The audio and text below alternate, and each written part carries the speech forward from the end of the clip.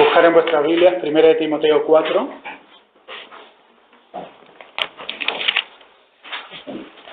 Versículos 1 al 5.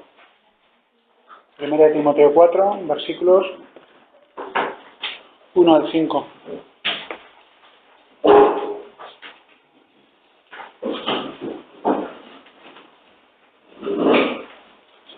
La verdad es que no sé cuántas veces he predicado ya de este tema, creo que muchas. El tema de la profecía me atrae bastante, y no solo aquí, sino en otras iglesias he tenido la oportunidad de compartir acerca de esto que tiene relación con los tiempos que vivimos, a los que la Biblia llama los últimos tiempos. Cuando la Biblia habla de los postreros tiempos, todo el mundo piensa en el futuro, pero cuando leemos la Biblia nos enseña que ya estamos en el futuro. Los postreros tiempos tienen que ver con la primera venida de Jesucristo, el establecimiento de su iglesia y la subida de Jesucristo al cielo, la ascensión de Cristo al cielo. Y esto se llama los postreros tiempos. Los postreros tiempos. Dice Hebreos 1 que Dios habló en el pasado de muchas veces y de muchas maneras a los padres por los profetas, y que en estos postreros tiempos, ¿en cuáles? En estos postreros tiempos nos ha hablado por el Hijo. Pues de hecho esto es lo que vamos a compartir hoy. Dice así: pero el Espíritu dice claramente que en los postreros tiempos algunos apostatarán de la fe, escuchando a espíritus engañadores y a doctrinas de demonios, por la hipocresía de mentirosos que, teniendo cauterizada la conciencia, prohibirán casarse y mandarán abstenerse de alimentos que Dios creó, para que con acción de gracias participasen de ellos los creyentes y los que han conocido la verdad. Porque todo lo que Dios creó es bueno, y nada es de desecharse si se toma con acción de gracias, porque por la palabra de Dios y por la oración es santificado. Padre, abre nuestro entendimiento y danos luz en tu palabra, y sobre todo corrígenos, enséñanos, ayúdanos a vivir con más celo en estos tiempos, con un celo por ti, por tus cosas, por tu iglesia, por el Evangelio, y vivir más para ti, Señor, menos para nosotros mismos, nuestros asuntos, y vivir más para ese reino eterno, Padre, en el nombre de Jesús. Vamos a ver tres cosas aquí. Vamos a hablar de la apostasía, que es la señal de los últimos tiempos. Vamos a hablar de las doctrinas de demonios, a ver en qué consiste esto de las doctrinas de demonios. Y vamos a ver varias aplicaciones en relación con el texto que estamos considerando hoy. La idea central es que apreciemos la verdadera enseñanza de la palabra de Dios. Que le prestemos suficiente atención a la palabra de Dios para que así no solo podamos identificar el error de los falsos maestros, sino también amar más al Señor, conocer más al Señor. Es el propósito no solo de denunciar la falsa doctrina, sino de conocer mejor la doctrina de la palabra. Muy bien, versículo 1 dice: pero el Espíritu dice claramente que en los postreros tiempos algunos apostatarán de la fe. ¿Sabéis, en primer lugar, qué es apostasía? La apostasía es un alejamiento de la fe, abandonar la fe, negar, alejarse de la fe. Gente que durante un tiempo profesa ser cristiano, dice que es cristiano, que ha creído en Jesucristo, y luego se aleja. También tiene que ver con un alejamiento de la sana doctrina, con la enseñanza de la palabra de Dios. La sana doctrina siempre tiene a Jesús como centro, y la falsa doctrina tiene otras muchas doctrinas como centro, como núcleo de su fe. Y dentro de los últimos tiempos hay básicamente dos doctrinas. Una se está colando por las iglesias y otra es lo que la palabra enseña. Hay una doctrina que dice: mirad, hermanos, eso dice un grupo de gente, ¿no? En los últimos tiempos, ¿sabéis lo que va a ocurrir? Lo que va a ocurrir es algo maravilloso. La gente se va a convertir y a convertir y a convertir. El Evangelio no solo va a ser predicado, sino va a ser creído. Y cuando venga Cristo va a recibir a un mundo que no totalmente, pero en su mayoría se ha vuelto al Señor Jesús. Y hay otros que piensan que en los postreros tiempos La señal no es un avivamiento que va a ocupar toda la tierra, sino la señal de los últimos tiempos o la manifestación de los posteriores tiempos es la apostasía, un alejamiento de la fe. ¿Y cuál pensáis de estas dos posiciones que es la verdadera, lo que la Biblia enseña? La primera, el avivamiento, o la segunda, la apostasía. Pues lo que enseña la Escritura es la apostasía. Lo que pasa es que la primera doctrina, que se predica muchísimo, basta con aquellos que recibáis algún canal de televisión cristiana por internet, lo veréis, y por internet también se ven muchos canales, y estoy en contacto con muchos cristianos, eso os gusta mucho. Pensar que va a haber un avivamiento y que estamos de avivamiento y siempre va a haber avivamiento, pero eso no es lo que enseña la Biblia. La Biblia lo que enseña es lo contrario al avivamiento, un alejamiento de la fe. A lo mejor gente que no es que rechace a Jesucristo, por lo menos formalmente, con su boca no lo rechazan, pero van rechazando muchas enseñanzas, van rechazando la salvación por fe, van haciendo énfasis en otras cosas que no son Jesucristo. La apostasía, el alejamiento de la fe. Esto nos tiene que hacer pensar bastante a nosotros, para que estemos alerta. Nos tiene que hacer pensar que llegará un momento en el que en Madrid habrá muchas iglesias. El asunto de la apostasía no quiere decir que desaparezcan las iglesias, no.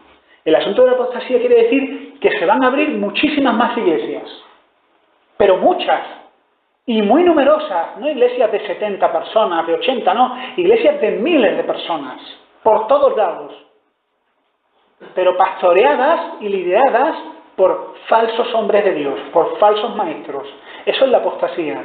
La apostasía es que vas a ir andando por Madrid y en cada barrio y en cada calle te vas a encontrar iglesias, pero llenas de enseñanzas mentirosas y de errores. Y habrá algunas iglesias que se mantengan fieles a la predicación del Evangelio y de la palabra de Dios. Y esto va a causar muchísima confusión, muchísima confusión. Dice en 2 de Pedro capítulo 2 versículo 1, dice: pero hubo también falsos profetas entre el pueblo, como habrá también entre vosotros falsos maestros, que introducirán encubiertamente herejías destructoras y aún negarán al Señor que los rescató, atrayendo sobre sí mismos destrucción repentina. Mirad, lo que dice aquí es: no os sorprendáis, ¿creéis que esto es algo nuevo? Ya pasó en Israel. ¿Y qué ocurría? Pues que había falsos profetas en Israel. Había a la vez falsos profetas y verdaderos profetas de Dios. Y lo que dice es que el trabajo de esta gente es algo encubierto. El falso profeta no tiene un letrero que pone: amigos, soy un falso profeta. No. El problema del falso profeta es que se parece mucho a un verdadero profeta. El problema de un falso maestro es que se parece mucho a un maestro de la palabra de Dios. Y sus filosofías, sus enseñanzas, dice que las introducen encubiertamente, poquito a poco, sin hacer mucho ruido, apoderándose. Y mirad lo que dice al final. Dice: y muchos seguirán sus disoluciones, por causa de los cuales el camino de la verdad será blasfemado. A mí este es uno de los versículos que más me espantan. Dice que por causa de los falsos maestros, el camino de la verdad será, ¿qué dice? Blasfemado. ¿Y qué quiere decir eso? Quiere decir que conforme la apostasía, esa multiplicación de falsas iglesias, de falsos predicadores, de falsos maestros, aumente, la gente va a decir: todos son iguales, todos son unos sinvergüenzas.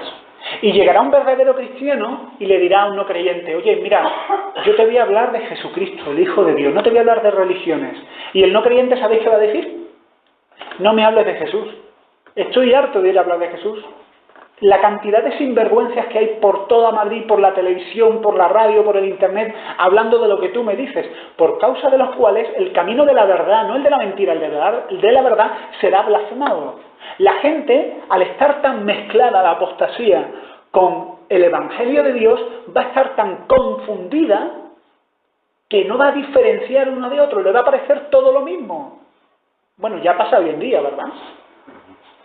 Que es, vosotros sois una secta. ¿Por qué? Porque que si la Biblia, y ya eso de que alguien vaya con la Biblia, eso de que alguien habla de Jesús, de la salvación, del pecado, ya le parece sospechoso, sectario, algo oscuro y siniestro. Es lo que se está cumpliendo aquí. ¿Por causa de quiénes? De los falsos maestros, el camino de la verdad será blasfemado.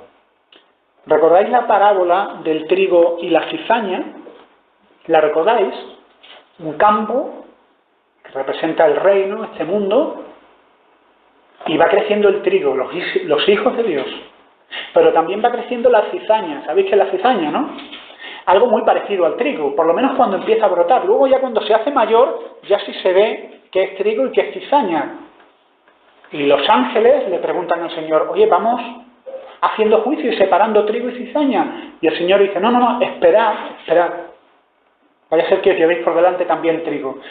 Y esta parábola lo que enseña es que conforme pasa el tiempo, va creciendo más y más la cizaña. Y se parece muchísimo al Evangelio. Esas iglesias llenas de errores se parecen, al menos superficialmente, se parecen mucho a iglesias sanas, bíblicamente sanas. El problema es que se van a multiplicar una barbaridad. Y ya lo estamos viendo. El camino de la verdad será blasfemado. Cuando aparece un personaje pidiendo dinero y utilizando el nombre de Dios y mezclándote pequeñas predicaciones y venga a pedir dinero, ¿qué dice la gente del Evangelio? Blasfema el camino de la verdad. Y están ocurriendo más cosas, y cuando hay gente que aparece pidiendo sanidades a cambio de una semilla de fe, que es una forma de decir, dame dinero y voy a orar por ti para que te sane, por causa de ellos, el camino de la verdad será blasfemado. Y me llegan noticias aún peores de cosas que están ocurriendo. Bueno, en África ni os digo lo que está ocurriendo con el tema de secuestro de niños, el asunto de los niños brujos. Ha salido hace poco en las noticias. Gente que está haciendo exorcismos de niños, pidiendo dinerales a las familias, diciéndole, no, tu niño está poseído. Y ya salió en las noticias. Claro, los periodistas ya sabéis cómo son, ¿no? Los periodistas les gusta a muchos meter carnaza y meten a todos en el mismo saco. Estos son cristianos, todo es lo mismo, por causa de los cuales el camino de la verdad será blasfemado. Doctrinas horrorosas, doctrinas pequeñas doctrinas que se van introduciendo encubiertamente. Y esto, mirad, una cosa interesante para ver si alguien está andando conforme a la verdad, lo primero es ver qué es lo que está predicando. ¿Qué se predica en el púlpito? ¿Se está predicando la palabra de Dios, capítulo por capítulo, versículo por versículo, o se está predicando otro tipo de cosas? Filosofías, sueños, profecías, visiones. Bueno, pues, aunque parezca exagerado, hoy en día hay púlpitos donde no se habla de otra cosa, sino de sueños y visiones.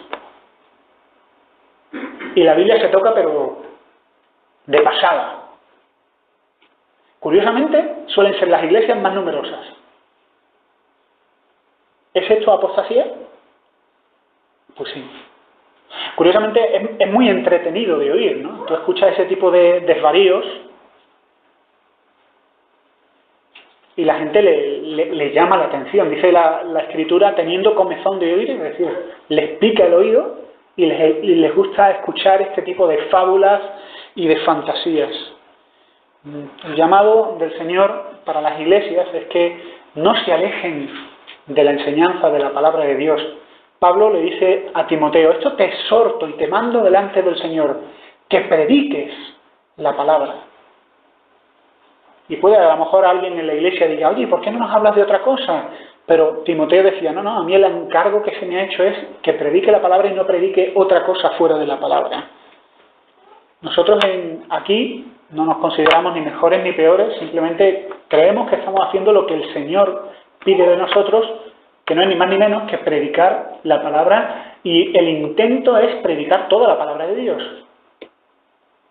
Desde Génesis 1.1 hasta el último versículo de Apocalipsis. Predicar toda la palabra de Dios. El contenido que se nos ha dado para que los creyentes nos edifiquemos en la fe es la palabra. ¿Qué vamos a predicar si no es la palabra de Dios? Y en el momento que dejáramos de hacer eso, se empezarían a colar por izquierda, por derecha, por abajo, por arriba y por todos lados cosas que no son la palabra de Dios. Errores. Errores que no solo afectan a lo que tú crees, sino al concepto que tú tienes de Dios y a tu vida, a tu matrimonio, a tu familia, a todo. Aplicaciones sobre este primer punto, versículo 1. ¿Esto cómo nos tiene que afectar? Bueno, yo no quiero que nos quedemos solo en ¡qué barbaridad!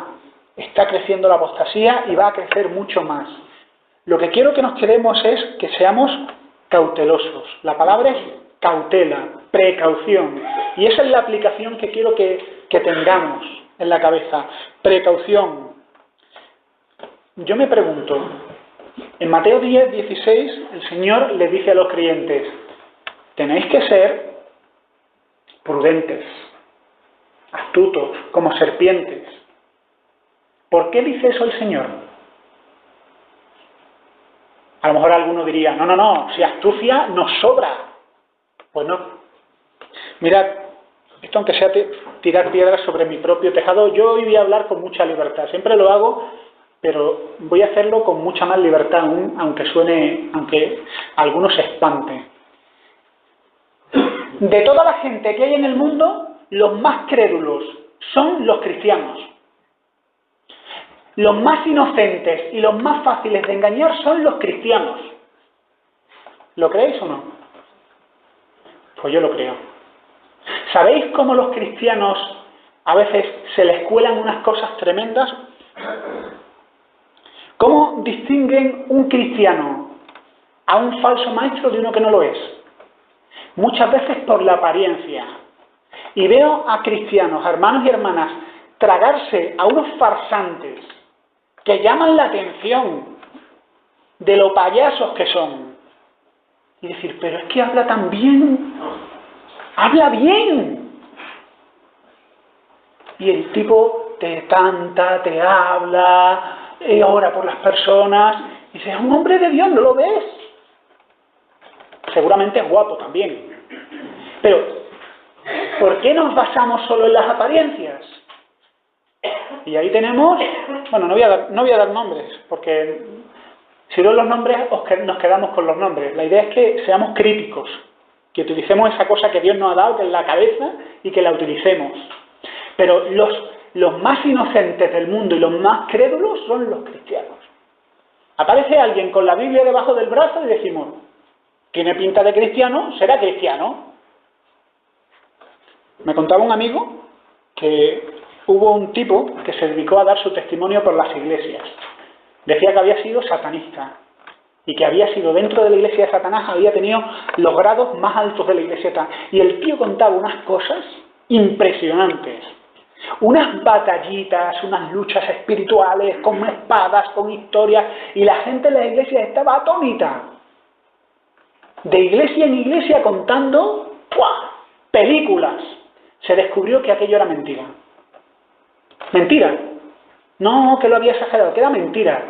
¿Y sabéis qué decían muchos cristianos? Pero es tan impactante su testimonio. Da igual que sea mentira, me atrae y vamos a escuchar a ver lo que dice. Eso no es ser crítico ni usar bien la cabeza. Eso es fijarnos en las apariencias. El farsante no lleva un letrero que dice que es un farsante. Si es un farsante, y cuanto más bueno sea, más se parece a un hombre de Dios. ¿Sí o sí? O sea, cuanto mejor lo haga, más se parece a un hombre de Dios. El problema es que esto dice que tienen cauterizada la conciencia. Dice, hipocresía de mentirosos que tienen cauterizada la conciencia. Dice el versículo 2. Cauterizadas quiere decir, la palabra original es quemada. La conciencia la tienen frita. No sienten, pueden pecar y decir unas barbaridades, pero a ellos no les duele. ¿Por qué? Porque tienen la conciencia cauterizada, la tienen achicharrada. Esta gente son monstruos. Mienten con una tranquilidad, con una seguridad, y se quedan tan tranquilos. Lo que tenemos que hacer nosotros es comparar lo que la Biblia dice con lo que esa gente dice. No solo si ora bonito, si habla bonito, sino comparar lo que la Biblia dice con lo que estos señores dicen. ¿Sabéis cómo reacciona la gente cuando te dedicas a hacer eso? Cuando te dedicas a denunciar y a decir, oye, es que lo que este está diciendo no es bíblico, este hombre es un engañador. ¿Sabéis cómo reaccionan contra ti? Te machacan. Llevo años denunciando por internet montones de cosas. ¿Y sabéis las reacciones y los amables correos que me dirigen cristianos y cristianas de todo el mundo? Usted es un hipócrita, pastor. No tiene amor. Porque si tuviera amor, no diría las cosas que dice. Si tengo amor, digo las cosas que digo porque estoy intentando que la gente no dé su dinero y se desvíe por estas cosas. Usted está causando divisiones en el cuerpo de Cristo. Pues no estoy causando divisiones. Estoy denunciando lo que Pablo denunciaba y estoy diciendo lo que la Biblia dice. Cuando tú tomas una posición por la palabra de Dios y por la doctrina, bueno, resulta que te vuelves el ser más incómodo del mundo. Bueno,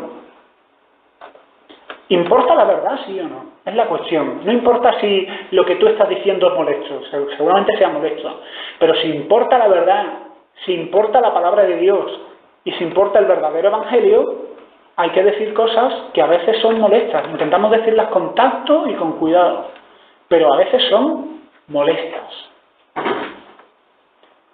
Y bueno, esas son las cosas suaves que me dicen algunos.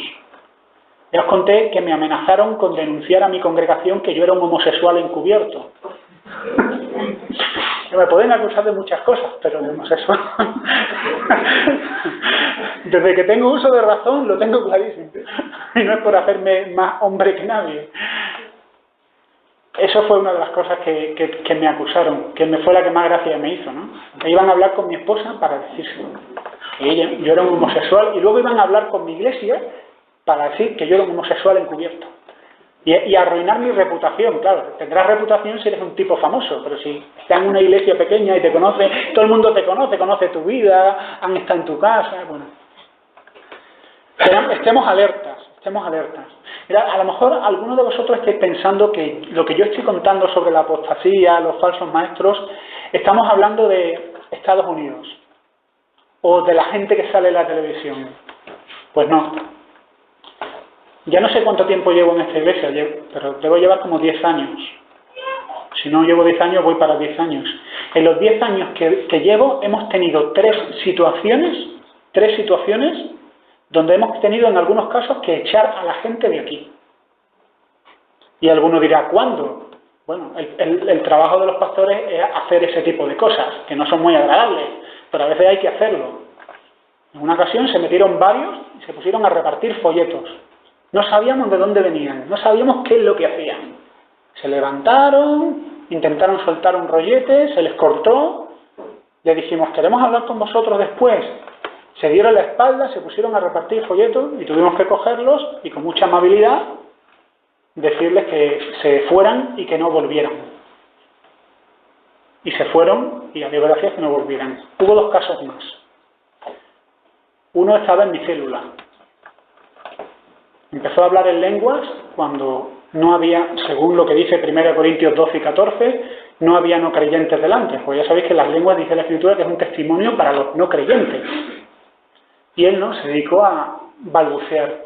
Tuvimos que callarlo. Más adelante pidió hacerse miembro de la iglesia. Y le dije, no. Mira, no es honesto. O sea, tú deberías de buscarte una iglesia en la que te sientas cómodo. No una iglesia donde te dediques a hacer la guerra por tu cuenta. Y se volvió y no volvió a aparecer. Hubo un tercer caso, también encubierto. Llegó y algunos se quedaron, ¿qué testimonio tienes? Un día estaba en la radio hablando con el director de un programa de radio de Remar, y este hombre que estaba ahí, que estaba empezando a tener una reputación entre todas las iglesias, y la sigue teniendo, y todo el mundo le abría las puertas en las iglesias, y yo le dije, ¿tú conoces? Le dije al director de ese programa de radio de Remar, ¿tú conoces a este hombre? Y me dice, hombre, es fulanito, ¿tú lo has oído predicar? Y sí, sí. ¿Tú le has preguntado lo que cree? Hombre, no hace falta, entre cristianos. ¿Tú le has preguntado si cree en la Trinidad? ¿Si cree que Jesús es el Hijo de Dios, Dios mismo hecho hombre? Hombre, pues no. Digo, pues pregúntaselo.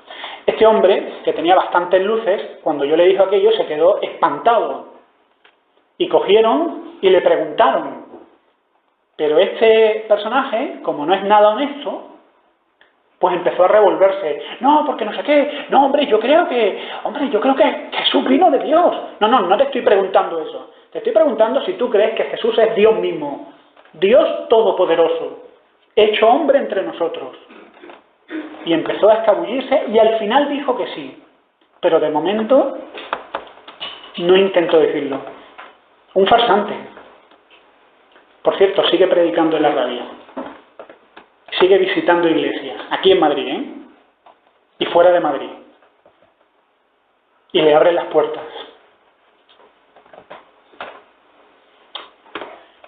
Hay que tener cautela. La aplicación es cautela, precaución.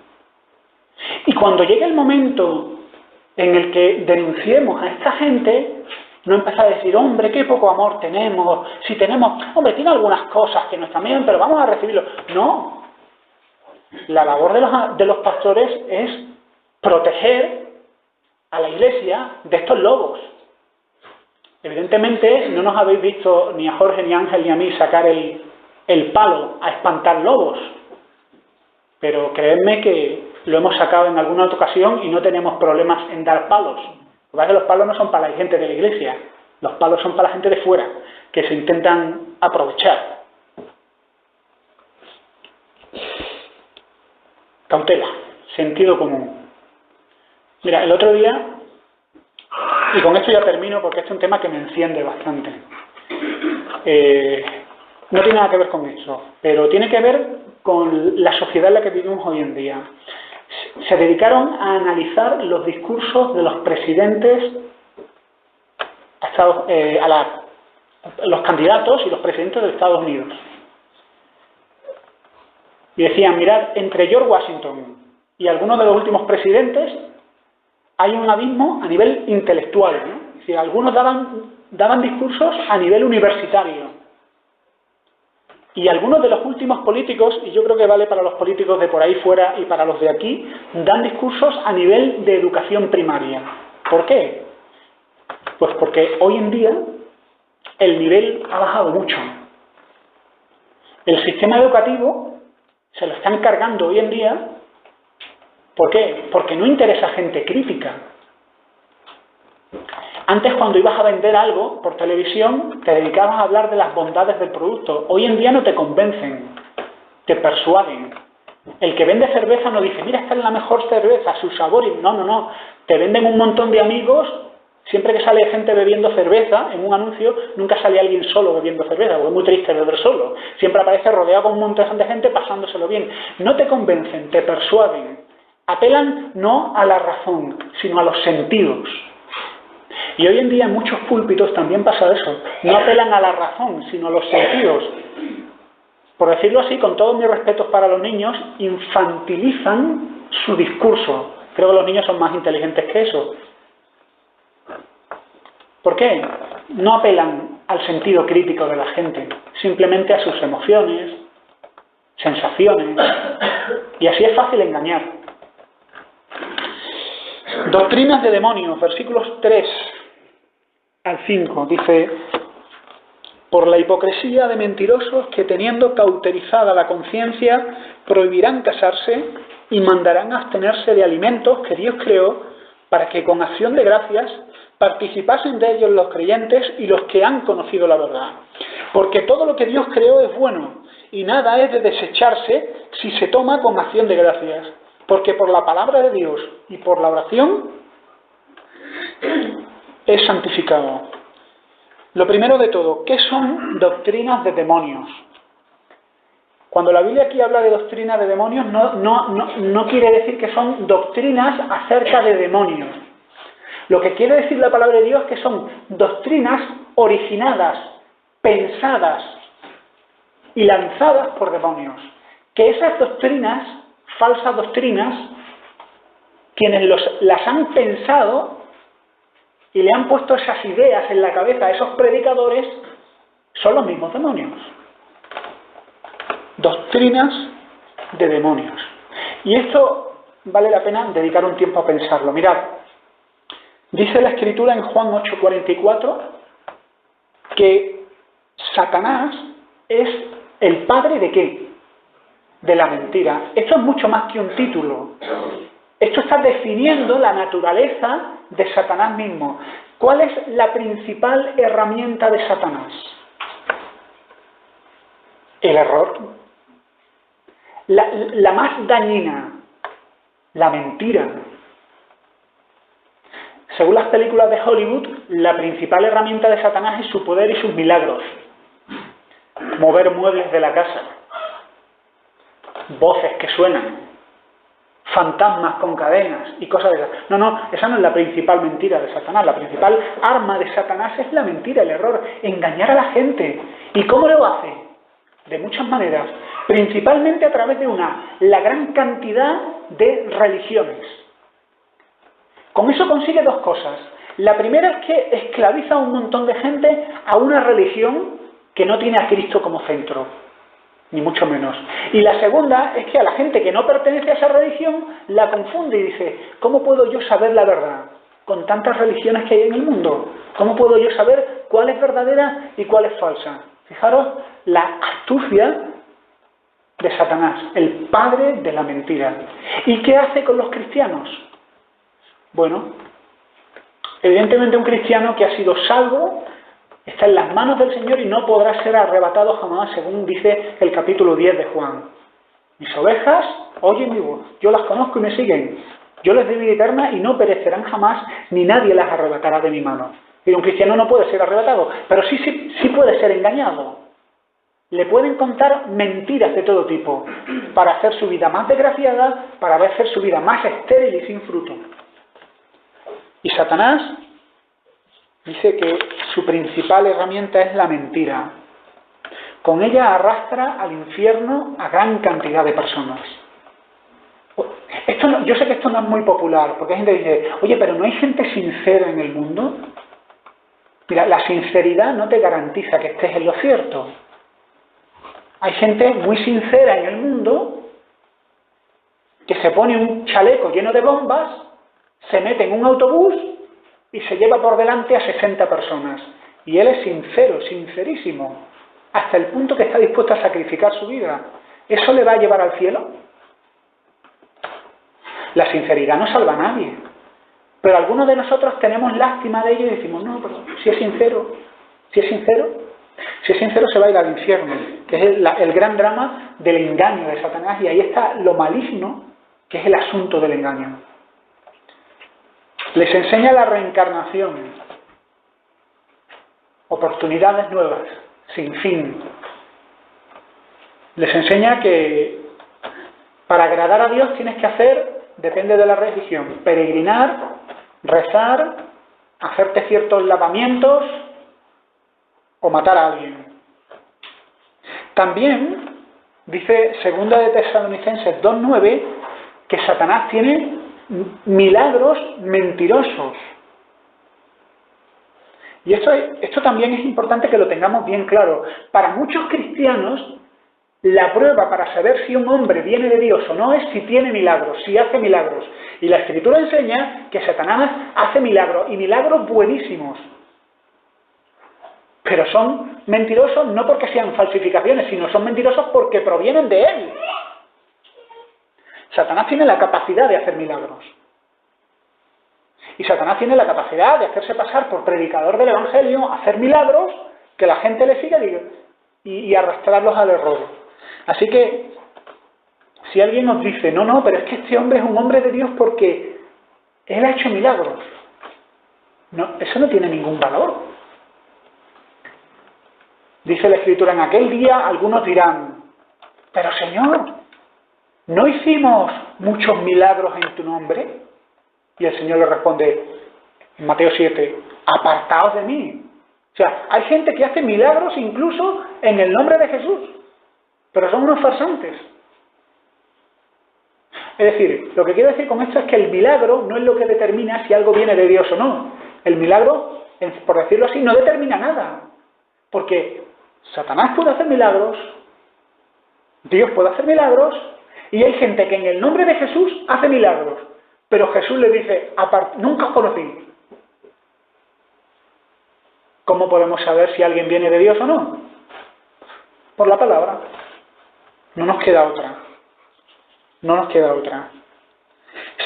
Mirad las dos doctrinas de demonios que se nos dicen aquí. Versículo 3. Una, prohibirán casarse. 2, mandarán abstenerse de alimentos que Dios creó. Bueno, y continúa el versículo.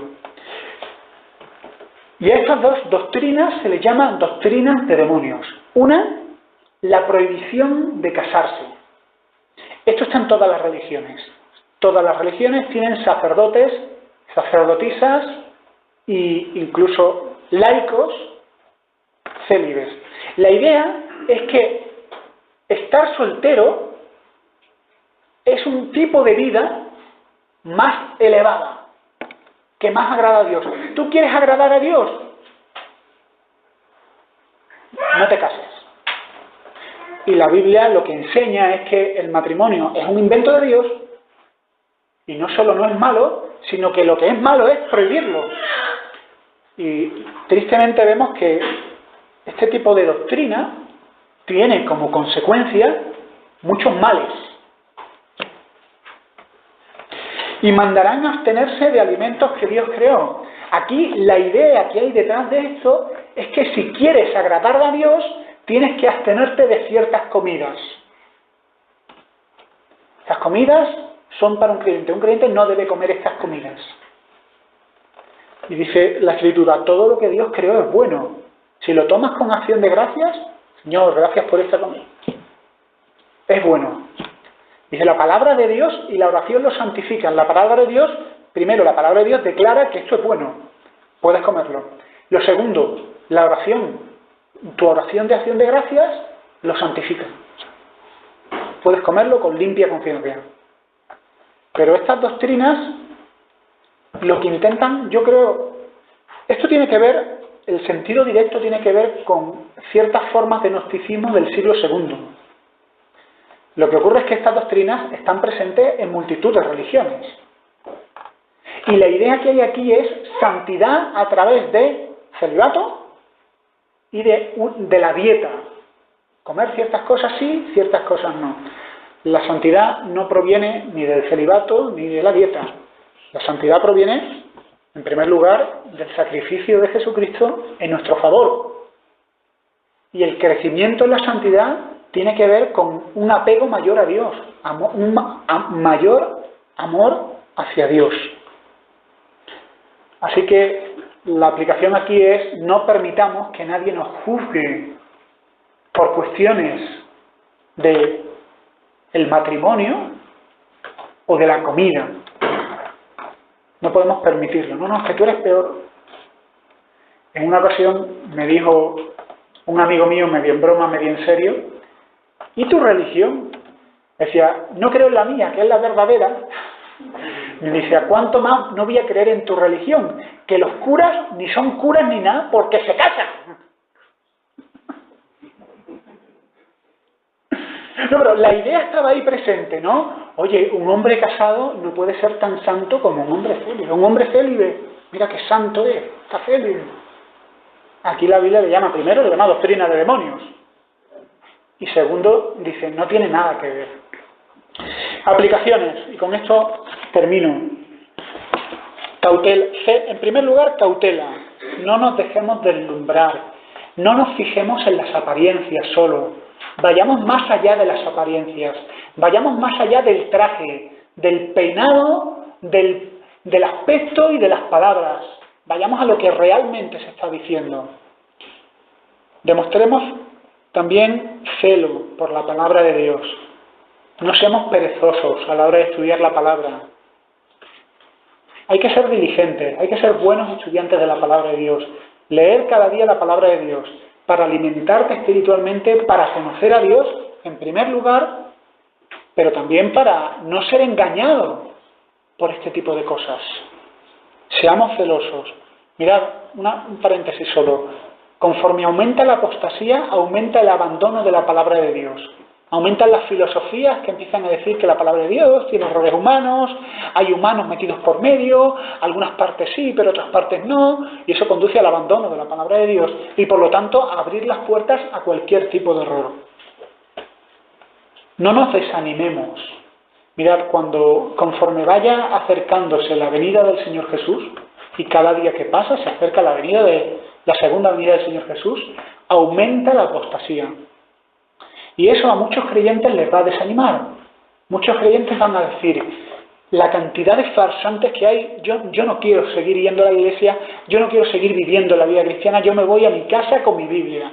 Y que le den morcilla a los farsantes, a los de la tele y a todos los demás. Desánimo. Satanás te ganó la partida. Se frota las manos, se salió con la suya. Te desanimó y te inutilizó como cristiano.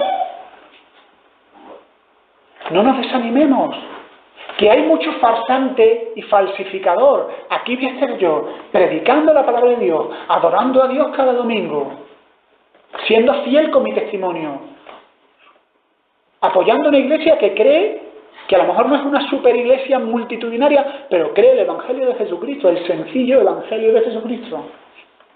No nos desanimemos por causa del error y del aumento del error.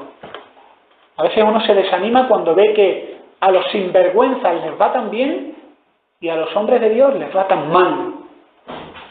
A gente que son unos auténticos impostores, se cubren de oro, y a personas que tú conoces que están predicando el Evangelio y que están pasando penuria, ahí están, firmes. Bueno, no te desanimes, al contrario, da gloria a Dios porque hay gente que aunque esté pasándolo mal, ahí están predicando el Evangelio. Y que hay iglesias que a lo mejor no tienen presupuestos multimillonarios, pero ahí están, en su barrio, predicando el Evangelio fielmente. No nos debe desanimar, sino encender más. Tengamos celo y también tengamos urgencia. El diablo sabe que le queda poco tiempo. Las cosas en este mundo están cambiando rápidamente. ¿Verdad que sí? Está habiendo cambios que las noticias, el periódico de ayer parece el periódico de hace un año.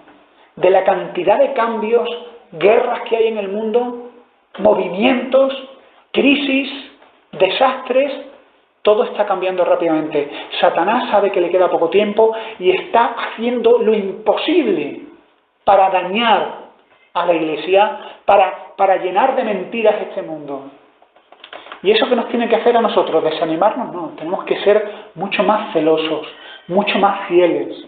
No dejarnos distraer por los juguetes de este mundo, por las riquezas de este mundo, por los placeres, por el entretenimiento de este mundo, sino tener claro qué es la vida cristiana, que esta vida son pocos días, que el Señor viene pronto y que lo que no hagamos ahora no lo vamos a poder hacer en la eternidad.